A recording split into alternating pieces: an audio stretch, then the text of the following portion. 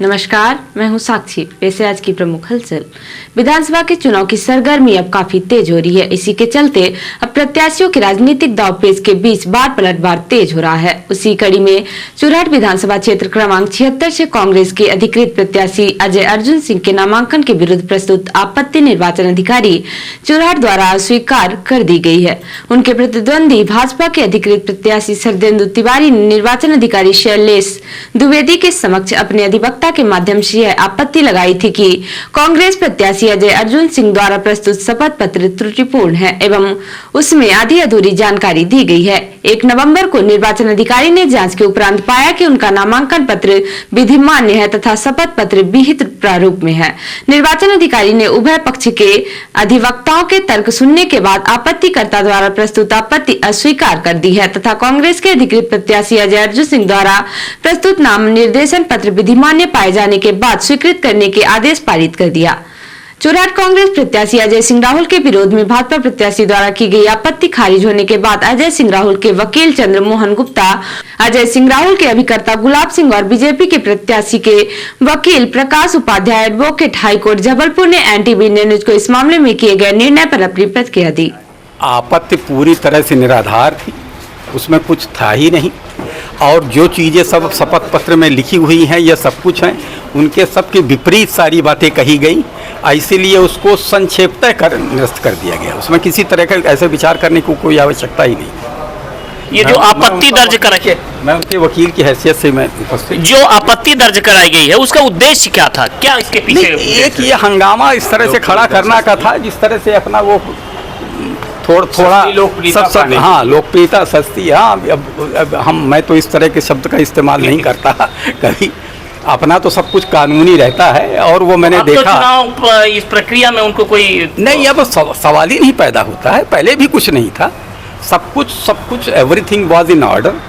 सब कुछ एकदम सब नियम सब जैसा चाहिए उस तरह से उस फॉर्मेट में सब भरा गया था। सारा सही विवरण दिया गया था, कुछ भी गलत नहीं था। लेकिन एक आपत्ति कर दी गई और उसमें सब इस तरह से ऐसा एक हंगामा, छोटा सा हंगामा खड़ा करने के लिए, बड़ा हंगामा तो नहीं हो पाया ही, इस तरह से खड़ा करने की कोशिश की गई। लेकिन उसमें कानूनी रूप से बिल्कुल कोई दम नहीं था, इसलिए उसको निरस्त कर दिया गया। अगली आपत्तियां हमारी ये थी कि उन्होंने जो शपथ पत्र प्रस्तुत किया है, पहली बात तो वो प्रारूप के अनुसार प्रस्तुत नहीं किया है, प्लस उसमें भ्रामक जानकारियां हैं, बहुत सारी जानकारियां भ्रामक थी। उन्होंने इलेक्शन कमीशन ने स्पेसिफिक निर्देश दिए हैं कि आपको जानकारी वहीं पे देनी है जहाँ पे देनी है। जैसे उनके खिलाफ क्या है, हैवी गवर्नमेंट ड्यूज़ हैं जिसको कि उन्होंने छुपा के रखा हुआ है और उसको प्रारूप के से हट के उन्होंने ऐसी जगह दिया है जिससे जनता को होगा नहीं। उनके खिलाफ एक केस में कन्विक्शन है, उसकी जानकारी सही नहीं दी है और ऐसे बहुत सारे तथ्य थे। जो निराकरण किया गया सर, उसमें निराकरण उन्होंने क्या किया है कि क्योंकि ये समरी नेचर की प्रोसीडिंग्स होती हैं, ये प्रोसीडिंग्स जो होती हैं आपका इसमें बहुत एलेबोरेट हियरिंग नहीं होती है, तो माननीय रिटर्निंग ऑफिसर साहब का ये मानना था कि आपका जो आपत्तियां हैं, इस आपत्तियों का निराकरण इस स्टेज पे अभी हम नहीं कर सकते हैं। तो उन्होंने वो चुनाव आयोग के निर्देश के अनुसार, जैसा उनका इंस्ट्रक्शन हैंडबुक में था कि इन आपत्तियों का निराकरण जो है ये स्क्रूटनी के समय नहीं होना चाहिए, तो उन्होंने उसको वैलिड माना है और बोला कि ये मुद्दे जो है बाकी प्रोसीडिंग्स के लिए ओपन रहेंगे। सर, ये आपत्तिकर्ता कौन है इसमें? आपत्तिकर्ता इसमें बीजेपी कैंडिडेट की तरफ से उनके इलेक्शन एजेंट जो थे अंबुज पांडे, वो इसमें आपत्तिकर्ता। देखिए, ये आपत्ति बिल्कुल निराधार थी। भ्रामक प्रचार करने के लिए उन्होंने आपत्ति की थी। जब आप लोग जानते हैं कि राहुल भैया का चरित्र और चाल चलन साफ सुथरा सब प्रकार का, वो कभी इस तरह से गलत काम करते नहीं। क्या आरोप लगाए गए थे सर? आरोप लगाए गए थे कि उनका एफिडेविट गलत है, उनका फॉर्म गलत है। तो यहाँ सुनवाई हुई, उसमें हमारे जो वकील साहब थे उन्होंने तर्क प्रस्तुत किया, हमने लिखित जवाब दिया। उनका लिखित आरोप था उस पर और जिसमें किसी प्रकार का कोई शासन को या चुनाव आयोग को कुछ मिला नहीं। इस तरह की जो आपत्ति दर्ज की गई, इसके पीछे मकसद क्या नजर आता है? मकसद ये है उनका प्रचार करना कि राहुल भैया इस तरह से गलत है, वोट में चुनाव लड़ नहीं सकते, चुनाव में बहुत पीछे जा रहे हैं, जनता पे उनकी पकड़ है नहीं। तो जनता को भ्रामक प्रचार करने के लिए उन्होंने ये व्यूह रचना रची थी, जिसका आज खुलासा हो गया।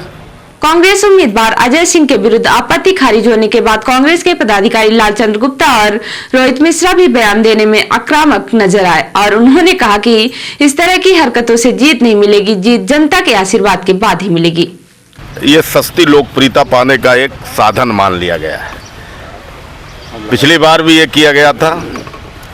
ये प्रजातंत्र है, आप चुनाव लड़ रहे हो, चुनाव में मतदाताओं का विश्वास जीतो, इससे कुछ नहीं बनने वाला है कि आपने आपत्ति कर दी और आपत्ति से आप चुनाव जीत जाएंगे। क्षेत्रीय जनता बताएगी कि इस आपत्ति का कितना असर हुआ, आपके पक्ष में हुआ कि विपक्ष में हुआ। और इस तरह की आपत्ति करना ठीक नहीं है। आप चुनाव मैदान में हो और चुनाव मैदान में मतदाताओं का भरोसा जीतो। 5 साल आप विधायक रहे और आपने किया क्या है, इसका लाभ ले, अपना विकास बता के जहाँ जनता के बीच जाओ और स्थापित हो। ये तो है कि हमने आपत्ति दर्ज की, पेपर में आ गया कि हम बहुत जानकार हैं। भाई ठीक है, अब जानकार हो, जनता को बताओ। इससे कुछ नहीं होना है, इससे और कांग्रेस का ग्राफ बढ़ेगा। जनता स्वयं भारतीय जनता पार्टी पर आपत्ति लगा दी है। चुरहट में प्रचंड विजय को देखकर जो इस तरीके से बीजेपी भड़बड़ाई हुई है, तरस आता है मुझे उनकी लीगल टीम पर कि नॉमिनेशन एक सिस्टम है, इलेक्शन कमीशन का थ्रू अ प्रोसेस है, उस पर सारा कुछ लिखा रहता है। और राहुल भैया की जो लीगल टीम थी, जो अभिभाषक महोदय थे, उनने रिक्वायर्ड जो भी जरूरी चीज़ें थी वो सब भरा था उनने। मुझे ऐसा लगता है कि ये पूरी हंसी का विषय है, जग हंसाई कर रहे हैं ये, और इससे इनको कुछ हासिल नहीं हो रहा है। जनता देख रही है उनको।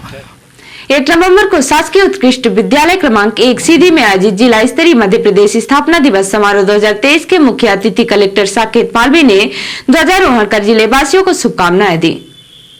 इस अवसर पर कलेक्टर ने कहा कि आज का दिन प्रदेश की वैभवशाली परंपराओं एवं स्मृतियों को ताजा करने तथा प्रदेश के विकास में नई ऊर्जा और उत्साह के साथ योगदान करने का संकल्प लेने का दिन है। कलेक्टर ने कहा कि 1 नवंबर 1956 को मध्य प्रदेश राज्य का पुनर्गठन हुआ और हमारे प्रदेश का देश के हृदय प्रदेश के रूप में उद्भव हुआ। प्रदेशवासियों ने भारत देश के एक प्रमुख प्रदेश के रूप में मध्य प्रदेश को स्थापित किया है।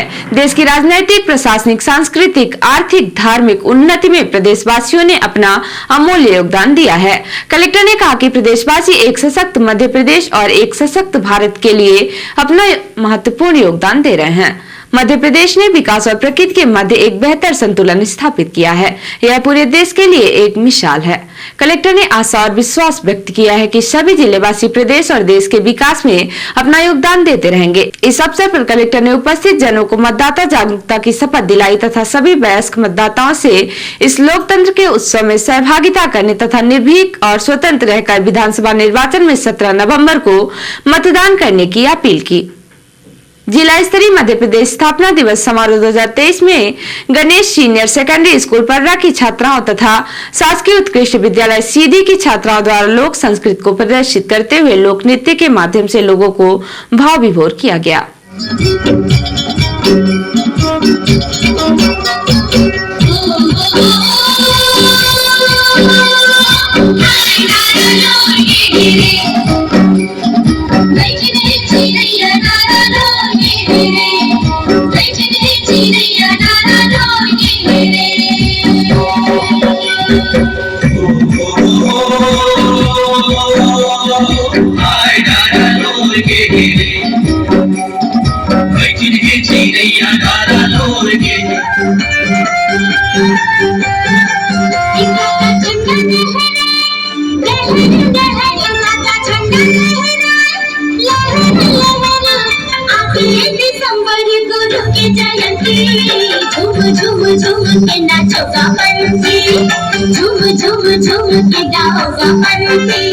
मणिक पांडे द्वारा तथा फणींद्र शेखर पांडे के नेतृत्व में सीएम राइज शासकीय कन्या विद्यालय की छात्राओं द्वारा देशभक्ति गीत की मनमोहक प्रस्तुति दी गई। इस अवसर पर अपर कलेक्टर राजेश शाही, डिप्टी कलेक्टर कमलेश कुमार पांडे सहित गणमान्य नागरिक, विभिन्न विभागों के जिला स्तरीय अधिकारी एवं कर्मचारी, शिक्षक तथा छात्र छात्राएं उपस्थित रहे। धौनी विधानसभा के मड़वास एवं मझौली मंडल में नव मतदाता सम्मेलन का आयोजन किया गया। मड़वास मंडल के परासी में नव मतदाता सम्मेलन उत्तर प्रदेश के पूर्व मंत्री व प्रभारी सुरेश राणा के मुख्य अतिथि और धौनी विधायक कुंवर सिंह टेकाम, जिला संयोजक के तिवारी की विशिष्ट उपस्थिति में संपन्न हुआ। सम्मेलन को संबोधित करते हुए उत्तर प्रदेश के पूर्व मंत्री व प्रभारी सुरेश राणा ने कहा कि जब मैं मध्य प्रदेश और विधायकों को पढ़ता हूं तो जिन विधायकों ने क्षेत्र के विकास के लिए, रोजगार के लिए, उद्योग के लिए विधानसभा में आवाज बुलंद करते देखता हूं, उनमें से कुंवर सिंह टेकाम जी भी हैं। धौनी विधायक कुंवर सिंह टेकाम ने कहा कि एक जमाना था जब मैं 40 किलोमीटर पैदल चलकर इसी मझौली ब्लॉक के मड़वास हायर सेकेंडरी में पढ़ने आता था। उस समय मझौली ब्लॉक में 4 हायर सेकेंडरी विद्यालय हुआ करती थी। 2008 के बाद आज पूरे धौनी क्षेत्र में 1 किलोमीटर की दूरी में प्राथमिक शाला, 2 किलोमीटर की दूरी में माध्यमिक शाला, 5 किलोमीटर की दूरी में हाई स्कूल और 8 किलोमीटर की दूरी में हायर सेकेंडरी स्कूलें संचालित हैं। इस अवसर पर सैकड़ों कार्यकर्ता उपस्थित रहे। भाजपा सरकार में किसानों की स्थिति दयनीय है। प्रदेश के मुख्यमंत्री शिवराज सिंह और प्रधानमंत्री मोदी ने किसानों की आय दुगनी करने का वादा किया था, लेकिन आज किसान कर्ज के दलदल में समाता जा रहा है। बिजली और खाद के संकट ने किसानों के कमर तोड़कर रख दी। यह बात कांग्रेस प्रत्याशी ज्ञान सिंह ने जनता जनार्दन से संपर्क करते हुए कही। आगे कहा कि कांग्रेस की सरकार बनते ही हर किसान का कर्ज माफ किया जाएगा। किसानों की आय बढ़ाने के लिए कांग्रेस सभी महत्वपूर्ण कदम उठाने जा रही है।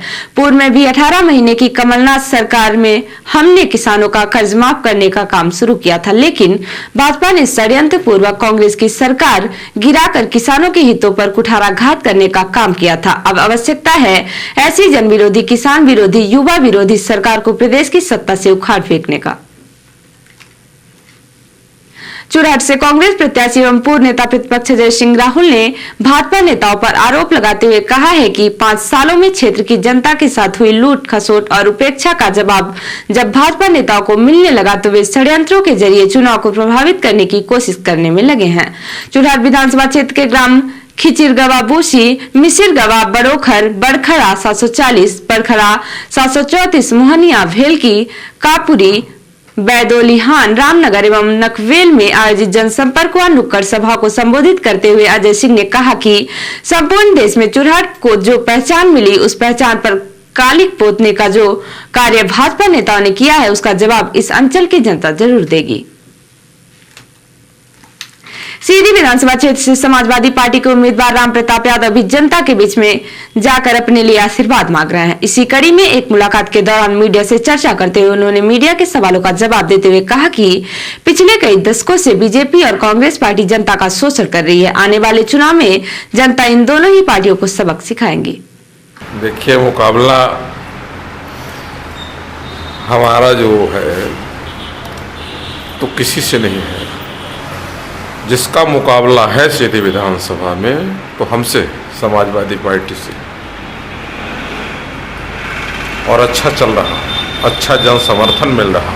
क्षेत्र में जा रहा हूँ, यहाँ का गरीब, मजदूर, किसान, बेरोजगार, छोटे व्यापारी, ये सब दोनों पार्टियों से ये मान चुके हैं कि ये पार्टियाँ वादे बहुत करती हैं लेकिन कभी पूरा नहीं करती।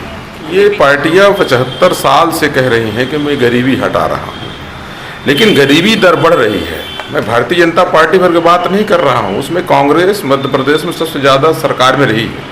ये भाजपा की बात सीधी में आप क्यों नहीं करना चाहें? कहीं आप पर प्रत्याशी का दबाव तो नहीं? नहीं, मैं ये कह रहा हूँ कि भाजपा भर की बात मैं नहीं कर रहा हूँ। मैं, ऐसा कुछ नहीं है, इसके ऊपर किसी का दबाव नहीं है। मैं भाजपा भर की बात नहीं कर रहा हूँ, ये बोल रहा हूँ। सीधी की राजनीति में अब कीड़े मकोड़ों की भी एंट्री हो गई है। कहते हैं कि कीड़े मकोड़े हैं लोग, इस पर आप क्या कहना चाहेंगे? इस तरह की राजनीति ये भारतीय जनता पार्टी और कांग्रेस का संस्कार जनता देख रही है। मैं ये मानूंगा ये तरीका बिल्कुल ठीक नहीं है। ये संवैधानिक राजनीति के लिए, आने वाली पीढ़ी के लिए, भाईचारा के लिए ये उचित नहीं है। और अब पेश है प्रादेशिक हलचल। कमलनाथ की सभा का टेंट हवा से गिरा। सागर में कहा जहां नदी भी नहीं वहां शिवराज पुल की घोषणा कराते हैं।